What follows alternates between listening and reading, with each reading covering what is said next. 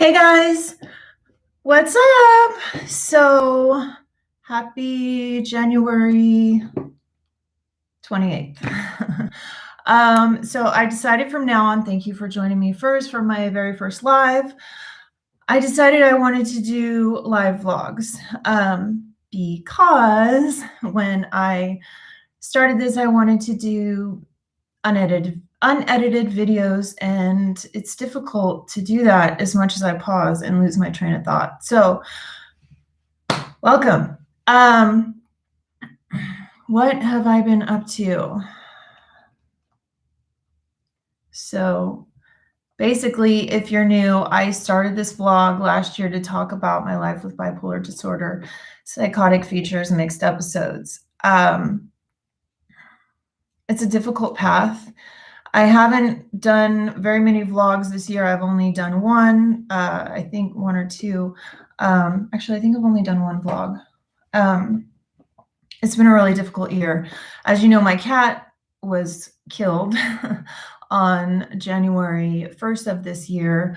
I took him to a vet that I trusted, and the guy was just completely incompetent, and his intention was to make money, not to help my animal. So anyway, so the better part of this year, since day one, it's been rough. I've been pretty obsessed with Zeus's death. It was really hard for me. I've been single-handedly trying to destroy the vet's career, trying to figure out how I can get him held accountable for his actions. I would tell you guys the whole story, but I'll tell you the name of it. And if you want to go to Yelp or Google reviews, you can look at it. But it's called Mercy Animal Medical Center, and it's in Long Beach. And if you love your animals, do not ever go there. If you live in California or anywhere near me, don't go there ever. So anyway, that's what I've been doing. I've been really obsessed with that.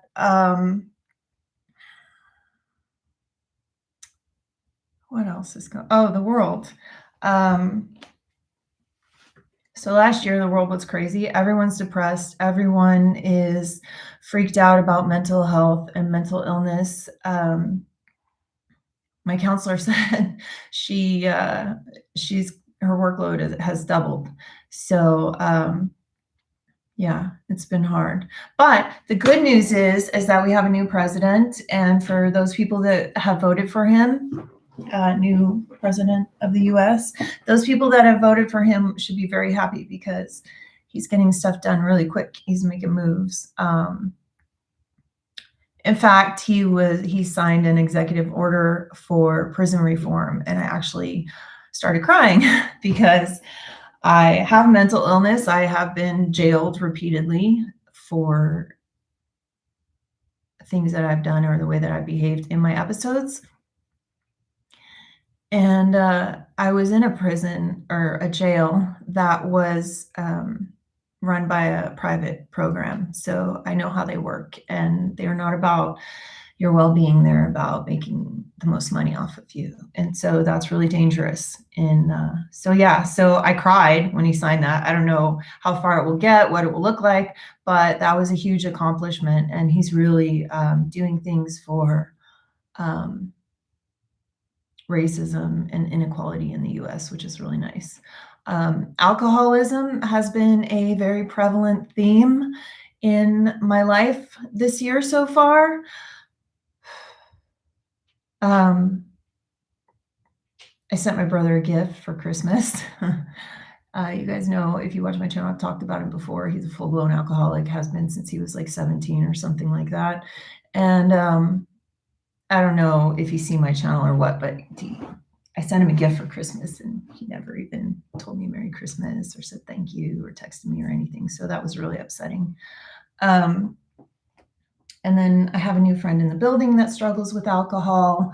And so that's a little bit difficult because it's close to home, and, you know, it's sad. Say hello, kitty. Kitty, kitty. And then I wrote notes. See, I have like a list of things I was going to talk about because I lose my train of thought so often.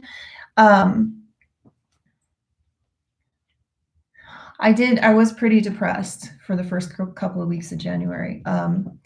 I was watching Shameless nonstop, which is also ironically about alcoholism.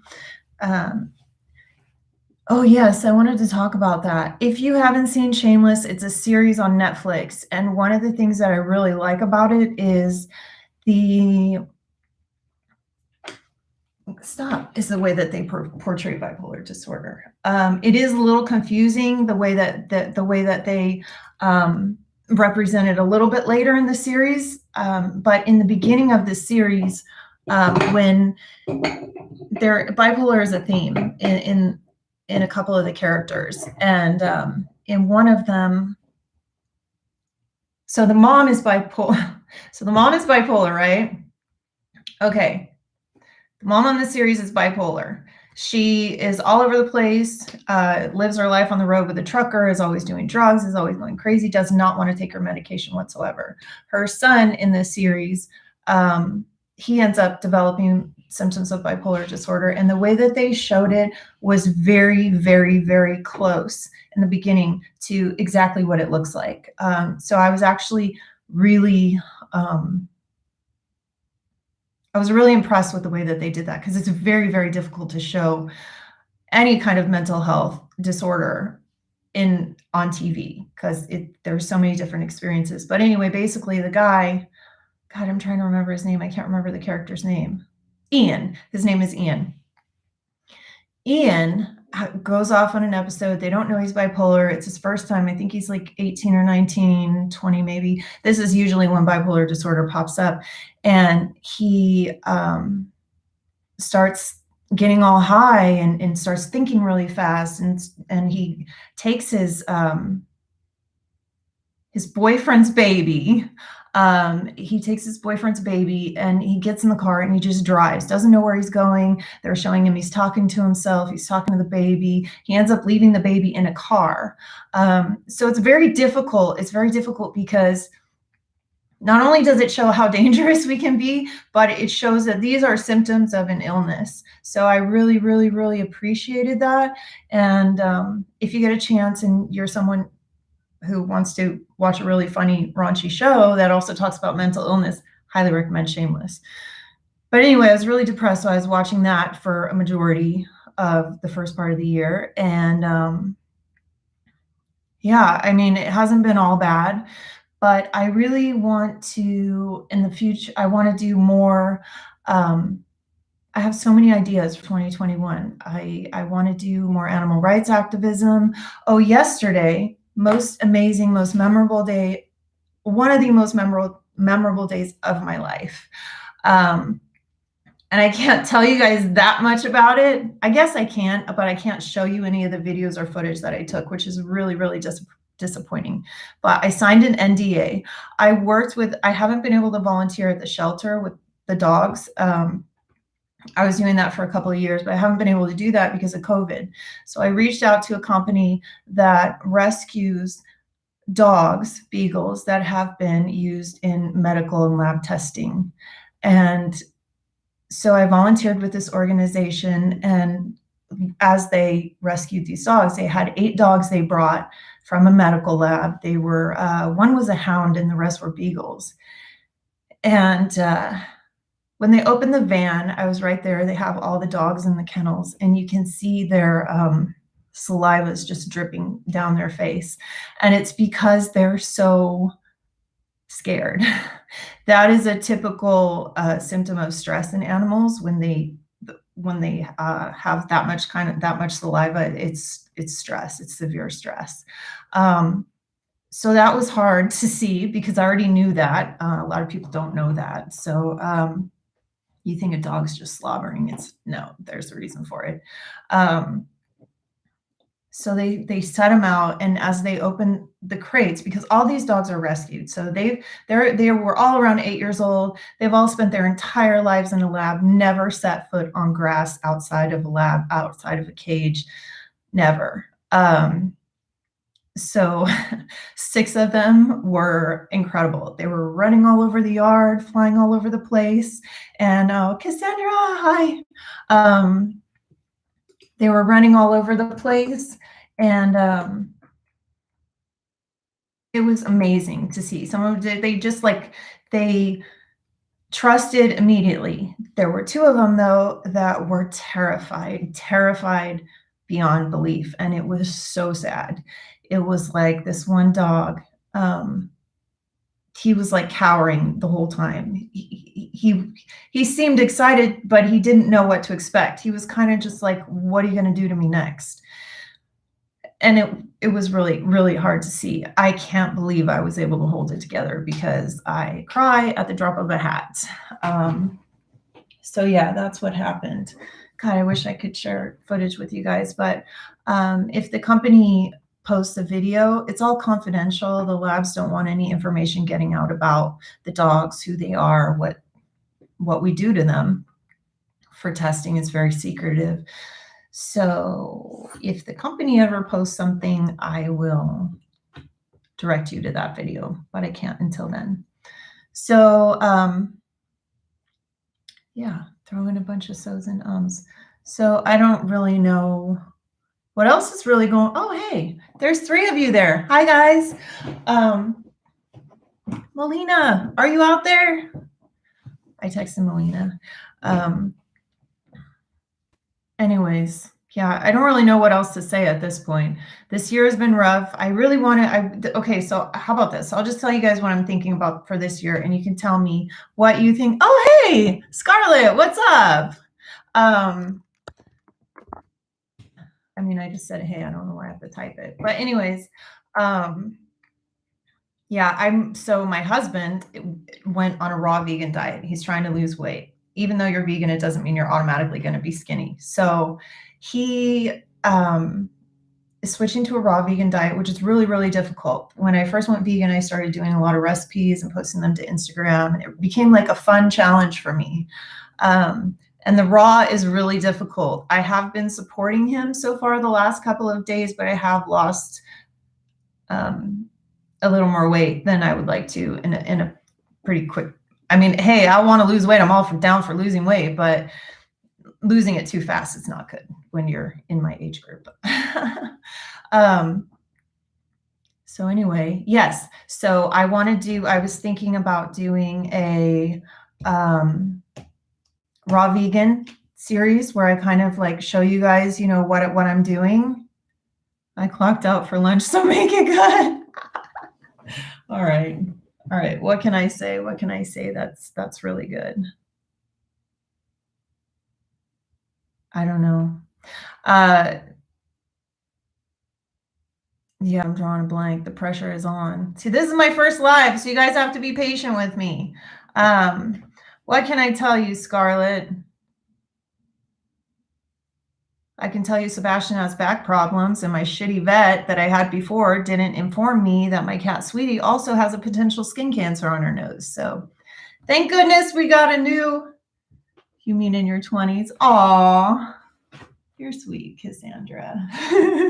Scarlett's like, haha. She's like, you haven't seen her without makeup at 7 a.m. Haha, just kidding. What was I saying?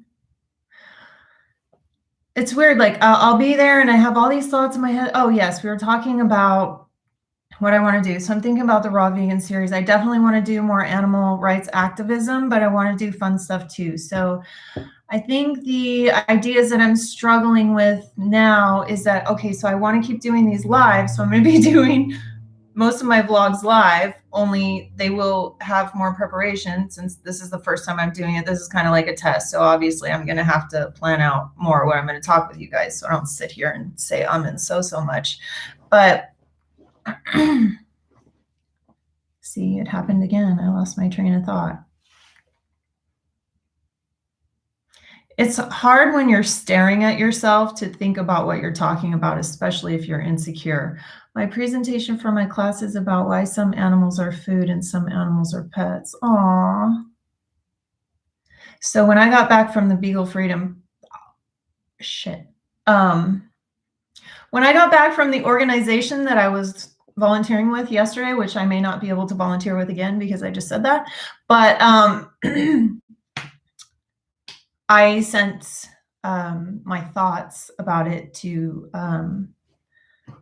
couple of family members. And if some of you guys have been watching and know, my dad worked in the zoo business for years. I grew up in a zoo, blah, blah, blah. Anyways, he loves animals, like loves animals so much. And he dedicated his career to animals. But he told me the other day, he said, people always ask me, working with animals my whole life, what's my favorite animal? And I always tell them it's a dog. And they're always surprised when I say that. And I was thinking, like, okay. And I told him, I was like, well, Dad, a dog, you get a different relationship with a dog. You're in a zoo, you're the captor, you're not the companion. And then he got kind of offended. And the thing is that it's really difficult for me to live this lifestyle. I just donate $431 to animals. Aw, that's nice. I need to donate more money to animals. Anyway, so he got kind of offended. And one thing that I learned from Joey Cardstrong, if you guys haven't heard of him, he's on YouTube, he's an activist. One thing I learned from him is that it's not about me and it's not about their feelings. It's about the animals' feelings. So typically, because of my mental illness, I don't know if this is just the way I'm designed or if it's part of my mental illness. I can't blame everything on my mental illness. So typically, Kitty interrupted me. Now I forgot what I'm saying.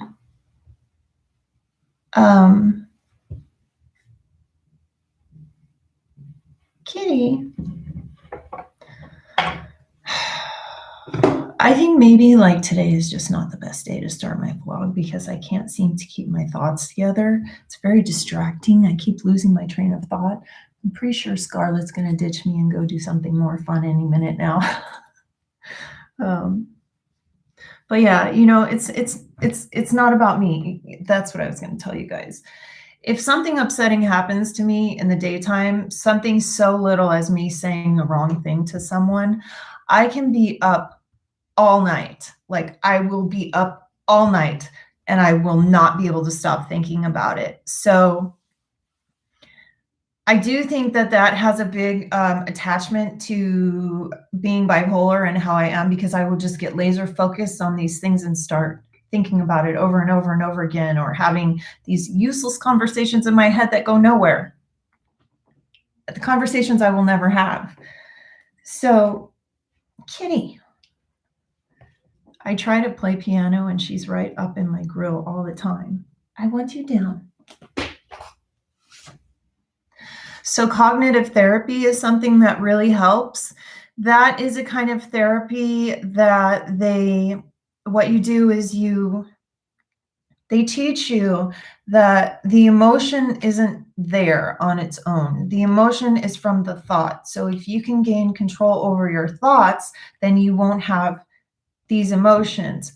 It's extremely difficult to do. So yes, it might be somewhat helpful, and it is helpful, but it's extremely difficult to do, especially in the beginning. But it's one of the big things that yoga teaches. They teach you, you're not your thoughts, and to realize that you're observing your thoughts and step away from everything. So I basically just try to escape. I should spend more time meditating. But other than Zeus dying, which I pretty much cry about daily, things have been pretty good. I don't have any more vapage and I can't get more. Cassandra. If you guys have never vaped, don't. It is disgusting. I smoked cigarettes for many years. It's still something that I try to quit. I was able to quit for most of the year in 2019, but last year I was bad about it. And I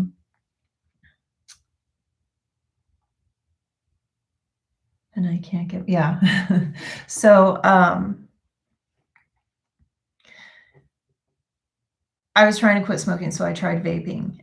And you literally can feel it like eating your brain. My ears started to like buzz a million times louder than they usually do. I don't know if you guys, this is something that some people feel there's a word for. I think it's like tinnitus or something like that. It's where you hear a really loud buzzing. It's always happened to me my entire life. I never knew what it was until it got so bad that I was vaping. I was using this Views vape. Tinnitus. Thank you, Cassandra. Yeah, tinnitus. So, yeah, disgusting. Don't ever do it. It will literally kill you. I'm sure that within a couple of years, people will be dropping off like flies from vaping. That stuff is bad. Like cigarettes will kill you without a doubt, but vape literally poisons your brain. Like it will mess you up. So yeah, there's my little PSA on vaping. Anyways, I have a couple of new songs that I'm working on. If you guys don't know, I do sing and write music. Ah! And I do not take very good care of my ukulele, which just fell on the floor. Anyways, I wrote a couple of new songs, so I can't wait to share those with you guys, but I have to record them, and that's going to take a while. And Jeff is actually gone at work today, so I might be able to do some recording today. So yes, vaping might be a nice choice if you don't want to smoke in the house and have someone else smell it, or the smell of cigarettes is disgusting. But I would recommend the patch. The patch works if you're willing to use it, but really you just have to make the decision to quit. And I think I'm still using it as an emotional crutch. OC looks like my cat. I never realized that until now. Yes. Scarlett, I told you your cat was a tortie and that she was going to be a pain in the ass. So I don't know why this thing needs, oh, that was the wrong. So yeah, I'll share those songs with you guys in a few days. If this is a good time, or if there's anything that you guys want to see on my channel, like I said, I have a million ideas. I really want to share cruelty-free products that I use with you guys. I'm not buying a whole lot this year, but I do enjoy doing unboxings. They're really fun, and I like doing them because I like watching them.